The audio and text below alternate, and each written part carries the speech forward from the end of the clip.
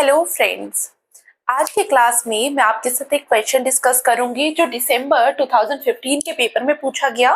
Cob Douglas production function से question है और इस क्वेश्चन के बारे में बात करें, ये आप लोग सारे वीडियो देखें जो भी आप लोग देख रहे हैं। अब इस क्वेश्चन में इंपॉर्टेंट चीज क्या है जो आपको पता होनी चाहिए। अगर हम ऑप्शन नंबर बी के बारे में बात करें, ऑप्शन नंबर बी एक तरीके से ये क्वेश्चन जैसे अभी फ्रेम किया हुआ है, एक तरीका ये है पूछने का जहां पे आपका आंसर क्या आएगा, जहां पे आपका आंसर आएगा ए। अभी एक और तरीका मैं बताऊंगी, अगर एग्जामिनर थोड़ा सा रिफ्रेम करते हैं इस क्वेश्चन को तो आंसर ए से चेंज होकर क्या हो जाएगा, सी हो जाएगा। तो ये चीज आपको पता होनी चाहिए क्योंकि अगर एग्जाम में क्वेश्चन आता है तो यू शुड नो कि कब इसका आंसर ए होगा, कब इसका आंसर ए एंड सी होगा। तो स्टार्ट करते हैं, लेकिन उससे पहले अगर अभी तक आपने वीडियो को लाइक नहीं किया then please like, share, subscribe and comment और साथ ही अपना फीडबैक भी शेयर करिए। देखिए हमें क्वेश्चन में क्या पूछा है, the exponents of a Cobb Douglas production function represents. हमें बताना है एक्सपोनेंट जो कॉब डॉगलेस प्रोडक्शन फंक्शन के हैं वो क्या रिप्रेजेंट करते हैं। सबसे पहले अगर मैं कॉब डॉगलेस प्रोडक्शन फंक्शन के बारे में बात करूं तो मैं इस तरीके से लिखूंगी। कॉब डॉगलेस प्रोडक्शन फंक्शन को मैं इस तरीके से लिखती हूँ।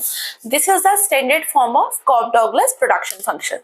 कल की जो आज की क्लास थी, जो मैंने इससे पहले सबके लिए ओपन क्लास थी, उसमें मैंने जब शेयर किया था, आप लोगों को उसमें कंफ्यूज नहीं होना। वहां मैंने एल के ऊपर बीटा लिखा था, के ऊपर अल्फा लिखा था, उसमें कंफ्यूज नहीं होना।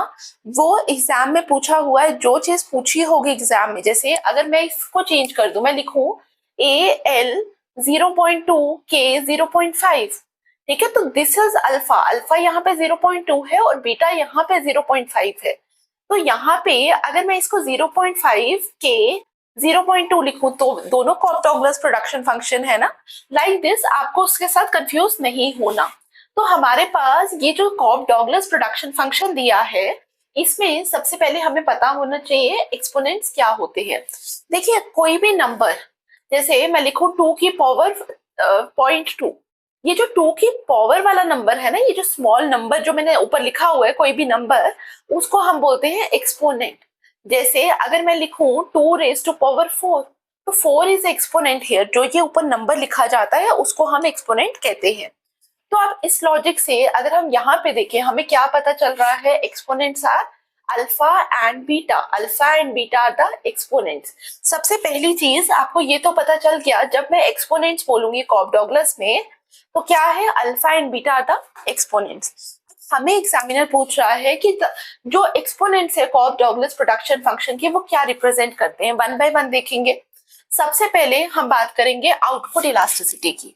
देखिए आउटपुट इलास्टिसिटी ऑफ फैक्टर्स में सबसे पहले अगर मैं आउटपुट इलास्टिसिटी ऑफ लेबर के बारे में बात करूं, मैंने आपको पढ़ाया है आउटपुट इलास्टिसिटी, नीचे लिंक दे दूंगी वीडियो का, आप जाकर आउटपुट इलास्टिसिटी वाला टॉपिक देख लेना। अब यहाँ पे मैं थोड़ा सा डायरेक्ट लेकर जाऊंगी। आउटपुट इलास्टिसिटी ऑफ लेबर जब हम जनरली पढ़ रहे थे तो हमने ये फॉर्मूला देखा था, marginal product of labour divided by average product of labour. ये फॉर्मूला हमारे पास आया था, आपको याद होगा। जिसको नहीं याद है मैं उसको बता देती हूँ। आउटपुट इलास्टिसिटी में हम देखते हैं percentage change in output due to percentage change in labour, ये देख रहे थे और इससे हमने ये फॉर्मूला निकाला था। अब मुझे कॉब डॉगलेस करना है एग्जाम में, मैं पूरा एक्सप्लेनेशन तक नहीं जाऊंगी। एग्जाम में मुझे ये फॉर्मूला याद होना चाहिए। जैसे मैंने सुबह वाली क्लास में भी आपको बताया, डिग्री ऑफ होमोजेनिटी के लिए मुझे पूरा निकालने की जरूरत नहीं होनी चाहिए, मुझे याद होना चाहिए फाइनल एग्जाम में alpha plus beta is the degree of homogeneity. तो ये फॉर्मूला, वो फॉर्मूला भी आपको याद है। ये अब सेकेंड फॉर्मूला है जो कॉब डॉगलेस के अंदर मैं आपको बता रही हूँ, ये भी आपको याद होना चाहिए। तो सबसे पहले अगर मैं मार्जिनल प्रोडक्ट ऑफ लेबर के बारे में बात करूं, सुबह में निकाला था, it is equal to del upon del L of Q. Q is what, A L alpha K beta, A L alpha K beta. अब यहाँ पे मेरे पास क्या आ जाएगा, ए K beta alpha L alpha -1। ठीक है, मैंने ये सुबह निकालना सिखाया था आपको, डी बाई डी एक्स की पावर एन वाला फॉर्मूला लगा के। सेम चीज से मैंने मार्जिनल प्रोडक्ट ऑफ लेबर को निकाला। अब मुझे क्या निकालना है, मुझे एवरेज प्रोडक्ट ऑफ लेबर निकालना है। एवरेज प्रोडक्ट ऑफ लेबर का फॉर्मूला क्या है, क्यू अपॉन एल। तो Q is what, Q is a L alpha K beta divided by L. ये मेरे पास क्या आ जाएगा, ए L alpha minus 1 K beta, ये मेरे पास फॉर्मूला आ गया। ठीक है, तो marginal product and average product का फॉर्मूला आ गया। अब मुझे क्या निकालना है, मुझे फाइंड आउट करना है आउटपुट इलास्टिसिटी ऑफ लेबर, मतलब MPL divided by APL. MPL मैं लिखूंगी यहाँ पे, output elasticity of labour is equal to MPL A K beta alpha L alpha minus 1 whole divided by, मेरे पास क्या है, ए L alpha minus 1 K beta. हम इसको सिंप्लीफाई करेंगे, it comes to be K beta cancel, A cancel, alpha L alpha minus 1 L alpha minus 1 cancel. तो output elasticity of labour क्या आया, अल्फा। इसका मतलब मुझे ये तो पता चल गया जो एल का एक्सपोनेंट है वो क्या मुझे रिप्रेजेंट करके दे रहा है, that represents the output elasticity of labour. First thing, likewise मैं पूरा एक्सप्लेनेशन यूज करके क्या करूंगी, आउटपुट इलास्टिसिटी ऑफ कैपिटल को फाइंड आउट करूंगी। तो आउटपुट इलास्टिसिटी ऑफ कैपिटल अगर मुझे फाइंड आउट करना है तो मेरे पास फॉर्मूला क्या आना चाहिए, of capital is equal to M P K divided by A P K. Now अगर मेरे को एम पी के निकालना है तो ये क्या आ जाएगा, del upon del K of Q, Q is again A L alpha K beta, this is equal to A L alpha beta K beta minus 1। ठीक है, मैंने वापिस से सेम तरीके से यहां तक मैं निकाला। अब मुझे एवरेज प्रोडक्ट ऑफ कैपिटल निकालना है। Average product of capital is equal to Q upon K, Q is what, A L alpha K beta divided by K, it comes to be A L alpha K beta minus 1।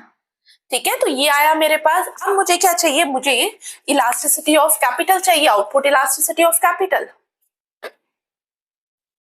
It is equal to, मेरे पास क्या है, MP K A L alpha beta K beta minus 1 whole divided by A L alpha K beta minus 1। तो हम लोग क्या देखेंगे, A cancel, L alpha cancel, K beta minus 1 K beta minus 1 cancel, it comes to be beta. इसका मतलब मैंने क्या देखा, जो मेरा कैपिटल का एक्सपोनेंट है दैट इज बीटा, वो क्या रिप्रेजेंट कर रहा है, that represent the output elasticity. तो फर्स्ट ऑप्शन तो मैंने देखा कि फर्स्ट ऑप्शन तो है ए, हमारे पास जो आंसर है ए तो उसमें पार्ट है। क्लियर यहां तक? अब हम सेकेंड पार्ट डिस्कस करेंगे।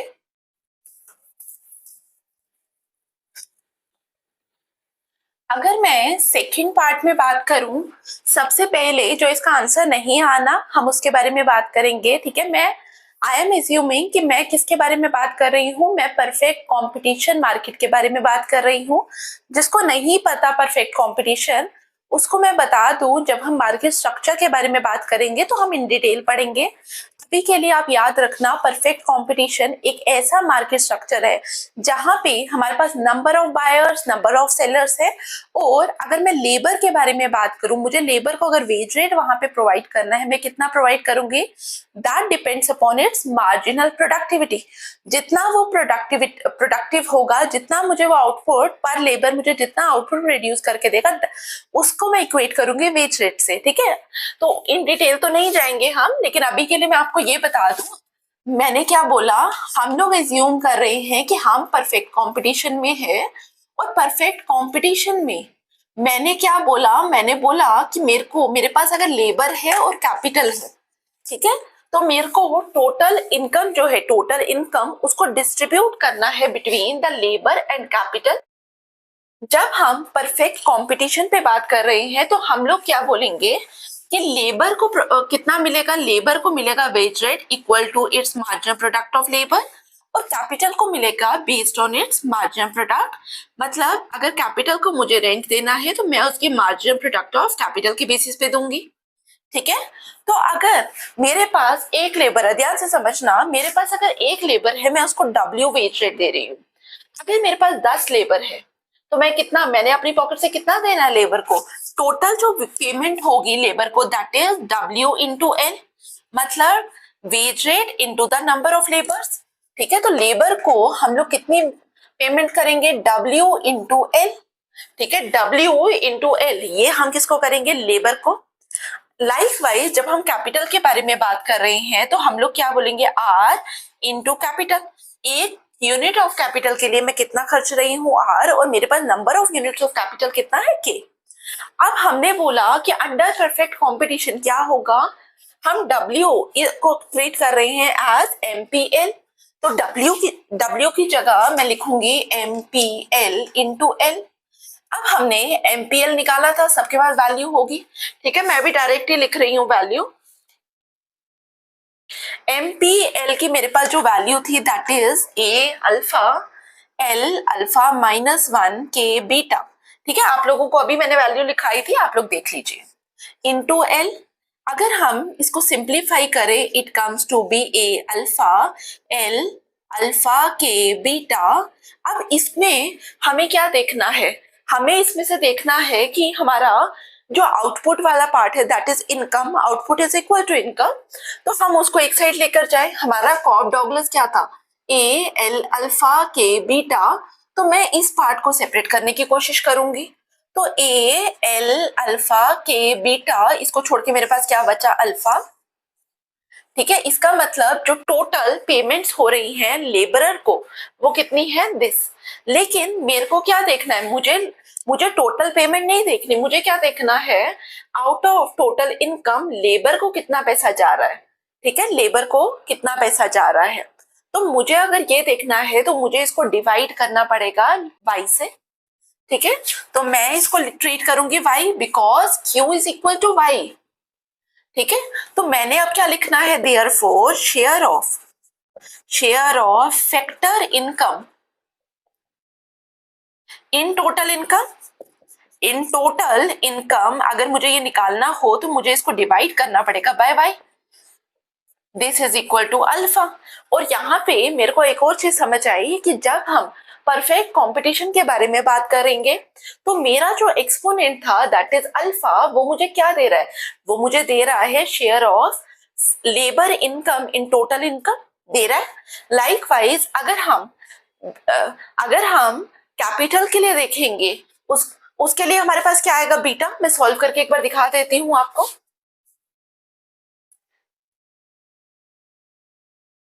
कैपिटल के लिए मेरे पास क्या आएगा, R इंटू के।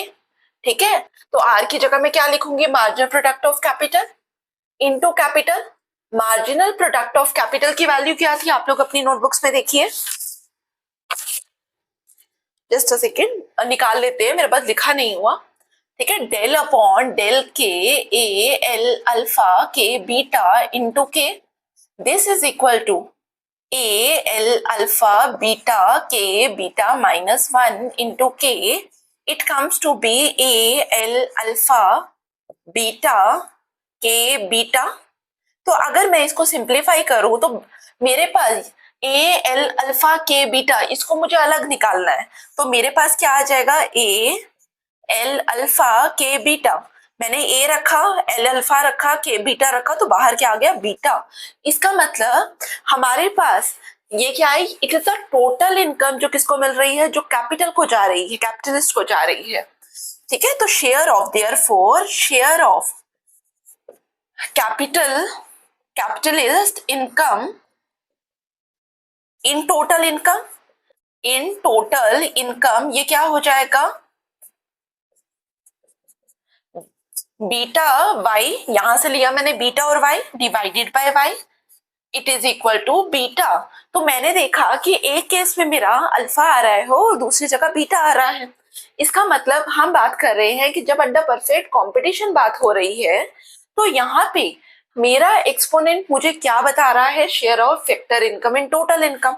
तो इसका मतलब अगर मेरा परफेक्ट कंपटीशन पूछा होता मुझे यहाँ पे, तो आंसर शुड बी सी।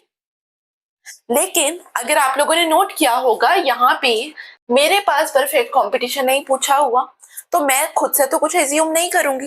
अब मुझे यहाँ पे क्या करना है, मुझे यहाँ पे इम्परफेक्ट कंपटीशन को भी कंसीडर करना है। मैं आप लोगों को बता दूं, जब हम इम्परफेक्ट कंपटीशन के बारे में बात कर रहे हैं तो there is a share of profit involve, profit का भी एक शेयर इन्वॉल्व होगा। हम लोग क्या बोल रहे थे, अगर मेरी टोटल इनकम y है उसमें से अल्फा और बीटा जाएगा, ठीक है, अल्फा और बीटा जाएगा, अल्फा जाएगा लेबरर को, share of labourer income alpha है और share of capitalist income beta है। लेकिन अगर यहाँ पे मैं थर्ड शेयर भी लगा दूं एज प्रॉफिट दैट इज पाई, तो इसका मतलब क्या होगा, इसका मतलब मेरा जो टोटल इनकम है वाई, अगर मेरा 1 है टोटल इनकम 100% में से, अगर मेरा 30% लेबरर को जा रहा है, 50% मेरा कैपिटलिस्ट को जा रहा है, तो 20% तो मेरा प्रॉफिट भी जा रहा है ना।